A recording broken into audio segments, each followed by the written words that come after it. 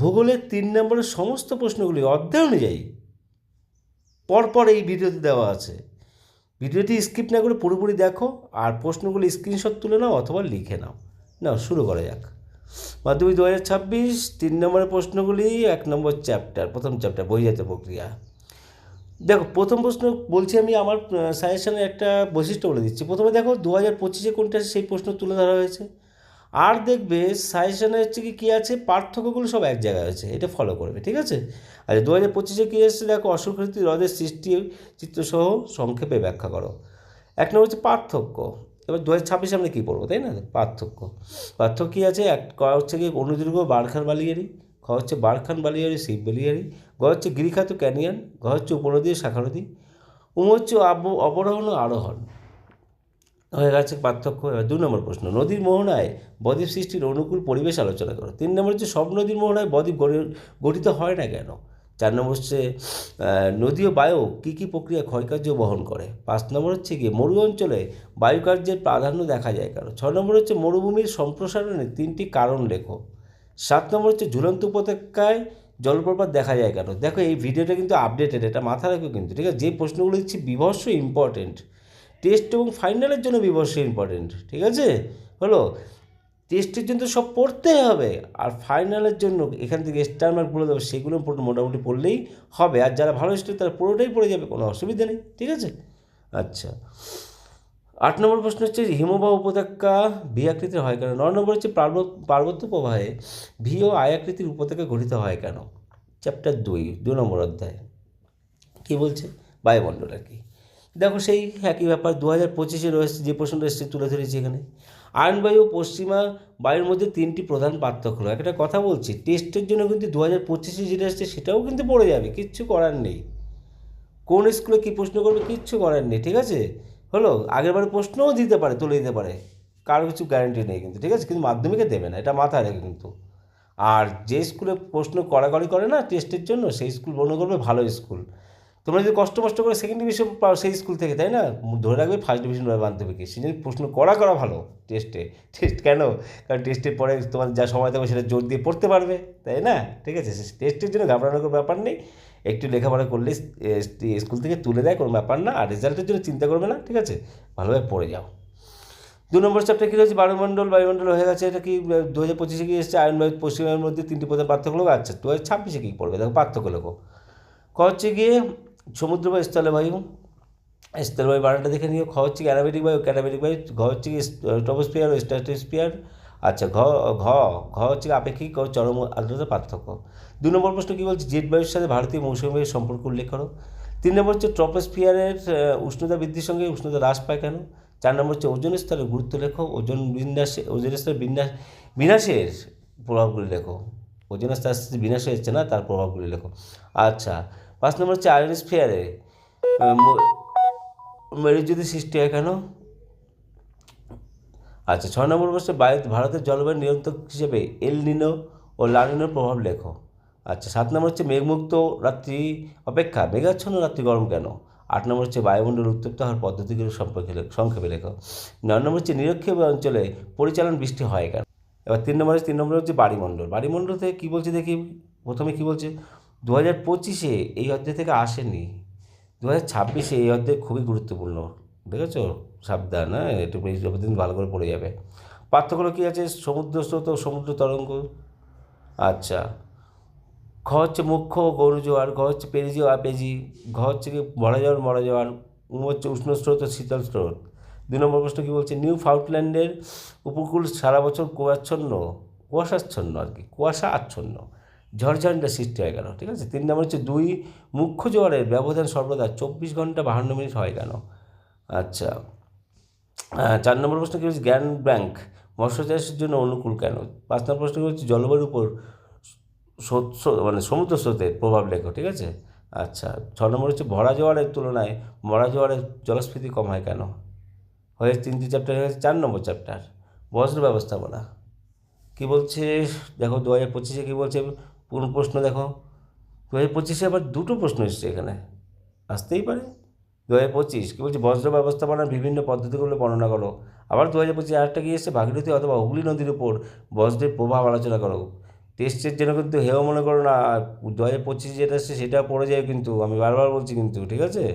আচ্ছা, 1 নম্বর 2026 কী পড়বে? 1 নম্বর হচ্ছে গ্যাসীয় বজ্র নিয়ন্ত্রণের উপায়গুলো কী কী।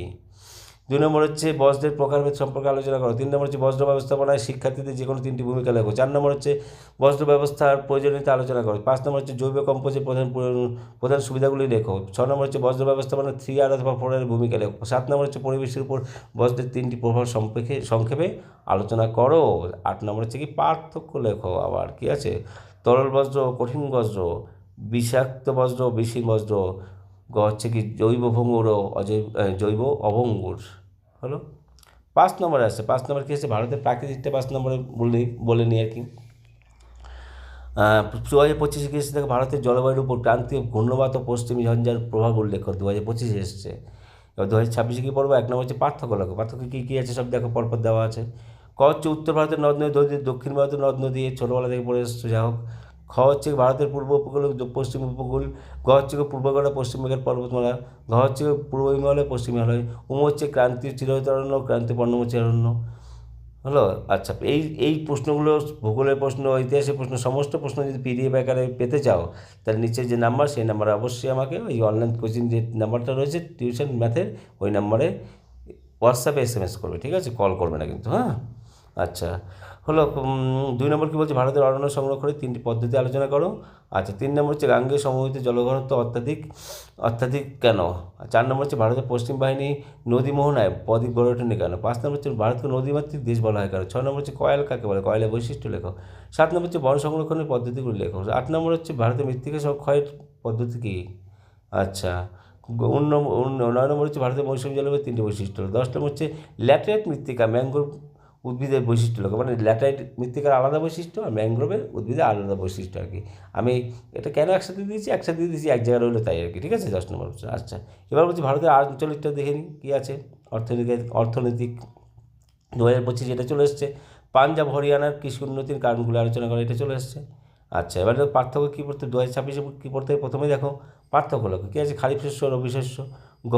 খ হচ্ছে পরিবহন ও যোগাযোগ ব্যবস্থা। গ হচ্ছে কি সড়কপথ ও রেলপথ। আচ্ছা, 2 নম্বর প্রশ্ন আসে যাক। ভারতের নগরায়নের 3টি প্রধান সমস্যা উল্লেখ করো, ঠিক আছে। সমস্যা উল্লেখ করা যাচ্ছে। 3 নম্বর হচ্ছে আধুনিক যোগাযোগ ব্যবস্থা বলতে কী বোঝো? 4 নম্বর হচ্ছে ভারতের শিল্প গড়ে ওঠার ক্ষেত্রে কাঁচামালের প্রভাব উদাহরণসহ ব্যাখ্যা করো। 5 নম্বর হচ্ছে ভারতের তথ্য প্রযুক্তি শিল্পের উন্নতির 3টি কারণ বিশ্লেষণ করো। 6 নম্বর হচ্ছে দুর্গাপুরকে ভারতের রুর বলা হয় কেন? 7 নম্বর হচ্ছে ভারতের জলপথের সুবিধাগুলি লেখো। 8 নম্বর হচ্ছে রেলপথকে ভারতের জীবনরেখা বলা হয় কেন? 9 নম্বর হচ্ছে ইঞ্জিনিয়ারিং শিল্পের শ্রেণীবিভাগ করো। 10 নম্বর হচ্ছে গাঙ্গেয় সমভূমি অত্যন্ত জনবহুল কেন? 11 নম্বর হচ্ছে আহমেদাবাদকে ভারতের ম্যানচেস্টার বলা হয় কেন? হয়ে গেছে 5 নম্বর অধ্যায় পুরোপুরি শেষ। এবার আসছে কি 6 নম্বর অধ্যায় এবং শেষ অধ্যায়। ম্যাথের যে সাজেশনগুলো যাচ্ছে আমার চ্যানেল থেকে, অঙ্কের যে সাজেশন যাচ্ছে সেগুলো অবশ্যই দেখে যাও, ঠিক আছে। হলো, অবশ্যই দেখে যাও। ওগুলো কিন্তু বিভৎস ইম্পর্টেন্ট। আর যে ম্যাথগুলো করে দিচ্ছি না, শর্ট কোশ্চেনের 1 নম্বর শর্ট কোশ্চেন আর 2 নম্বর শর্ট কোশ্চেন, ওই দুটো ভিডিও অবশ্যই দেখে নিও কিন্তু, ঠিক আছে। এই ডেসক্রিপশন, এই ভিডিও এন্ড স্ক্রিনে দিয়ে দিচ্ছি, এই ভিডিওটার শেষে দিয়ে দিচ্ছি, ঠিক আছে। ওটা দেখে নিও, ক্লিক করলেই পেয়ে যাবে। 6 নম্বর হচ্ছে উপগ্রহ চিত্র, ভূবৈচিত্র্য সূচক মানচিত্র, এই চ্যাপ্টার থেকে বলছি। কী আছে? 2025 কোন আসছে দেখি। উপগ্রহ চিত্রের প্রধান 3টি বৈশিষ্ট্য উল্লেখ করো। আর একটা কী এসছে? ভূবৈচিত্র্য সূচক মানচিত্রে 3টি প্রধান সুবিধা আলোচনা করো। আচ্ছা, পার্থক্য কী আছে? 2026 আমরা এগুলো পড়বো। পার্থক্য ক হচ্ছে কি ভূবৈচিত্র্য সূচক মানচিত্র ও উপগ্রহ সূচক মানচিত্র। খ হচ্ছে জিওস্টেশনারি ও সানসিনক্রোনাস। আচ্ছা, এই দুটো পার্থক্য, মানে এই দুটোই পার্থক্য দিয়েছি আর কি। 2 নম্বর দেখো, 2 নম্বর প্রশ্ন কী আছে? ভগ্নাংশ সূচক স্কেলের RF, আর মানে ভগ্নাংশ সূচক স্কেল মানে RF আর কি, ঠিক আছে। এর ব্যবহার উল্লেখ করো। আচ্ছা, 3 নম্বর হচ্ছে অথবা RF এর ব্যবহার বলতে পারে কিন্তু, ঠিক আছে। আচ্ছা, উপগ্রহ চিত্রের 3টি ব্যবহার ও গুরুত্ব লেখো। 4 নম্বর হচ্ছে উপগ্রহ চিত্রের সুবিধাগুলো কী কী। 5 নম্বর হচ্ছে ভূবৈচিত্র্য সূচক মানচিত্রের 3টি ব্যবহার ও গুরুত্ব লেখো। 6 নম্বর হচ্ছে দূর সংবেদন ব্যবস্থার সুবিধা অসুবিধাগুলি লেখো। 7 নম্বর হচ্ছে ভূবৈচিত্র্য সূচক মানচিত্রে ব্যবহৃত বিভিন্ন ধরনের স্কেলের উল্লেখ করো, ঠিক আছে। সব প্রশ্ন দেওয়া হয়ে গেল।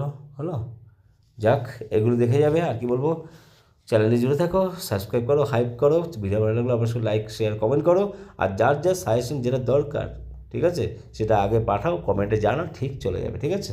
হলো, আমি কিন্তু অন্য অঙ্কের সমস্যা বেঁধে যায় সেটা পাঠাতে পারো, কমেন্ট করো, কিন্তু ঠিক আছে অঙ্কের এই চ্যাপ্টার বুঝিয়ে দেয়, এই চ্যাপ্টার বুঝিয়ে দেয়। অন্য যে সাজেশনগুলো দিচ্ছি তার উত্তর কিন্তু আমি দিতে পারবো না, কারণ এই সাজেশনগুলো হচ্ছে কি আমার বন্ধুবান্ধবের কাছ থেকে নেওয়া, উত্তর আমি নিই না ওদের কাছ থেকে, ঠিক আছে, উত্তর নিই না। আমি হচ্ছে প্রশ্নগুলো নিয়ে প্রশ্নগুলো সাজেশন দিই তোমাদের যাতে কিছু সুবিধা হয়, ঠিক আছে।